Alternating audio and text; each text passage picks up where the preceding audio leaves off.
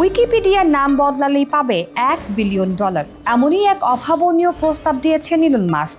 X হ্যান্ডেলে জানিয়েছেন, উইকিপিডিয়ার নাম ডিকিপিডিয়া করলেই $1 বিলিয়ন দেবেন তিনি। এখনও এই প্রস্তাবটি লুফে নেওয়ার সুযোগ আছে উইকিপিডিয়ার কাছে। সম্প্রতি একজন এক্স ব্যবহারকারী মাস্ককে জিজ্ঞাসা করেন, উইকিপিডিয়ার নাম পরিবর্তন করলে $1 বিলিয়ন অনুদান দেওয়ার প্রস্তাব সচল আছে কিনা। তারই প্রতি উত্তর দিয়ে ফের আলোচনায় এসেছেন মাস্ক। তিনি জানান, অবশ্যই প্রস্তাবটি এখনও বলবৎ আছে।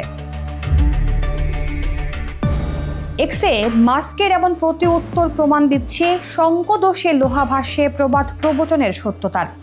নেটিজেনরা বলছেন, পাগলাতে ট্রাম্পের সঙ্গে প্রভাব পড়েছে তার সাম্প্রতিক ঘনিষ্ঠ সহযোগী মাস্কের উপর। আবার অনেকে বলছেন, মাস্কের উপর ট্রাম্প নন, বরং খোদ ট্রাম্পের উপর পাগলাতে প্রভাব ফেলেছেন মাস্ক।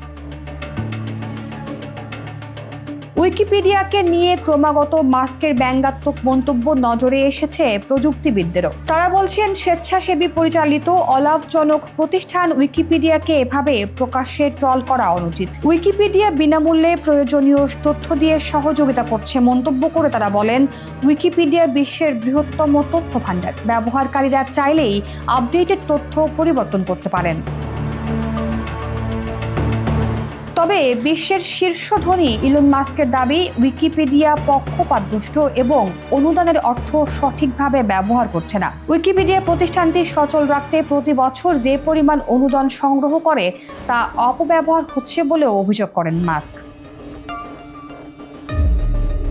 অবশ্য কেবল উইকিপিডিয়াই নয়, দীর্ঘদিন ধরে বিভিন্ন সামাজিক মাধ্যম ও সংস্থার বিরুদ্ধে পক্ষপাতের অভিযোগ করে আসছে টেসলা, স্টারলিংক ও এক্সের মালিক ইলন মাস্ক।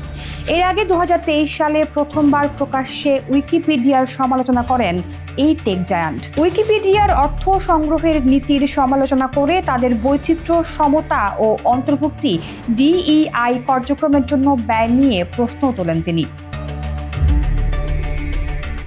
সেবারই মাস্ক ঘোষণা করেন, উইকিপিডিয়া ডিকিপিডিয়া হলেই তাদের $1 বিলিয়ন অনুমোদন দেবেন তিনি।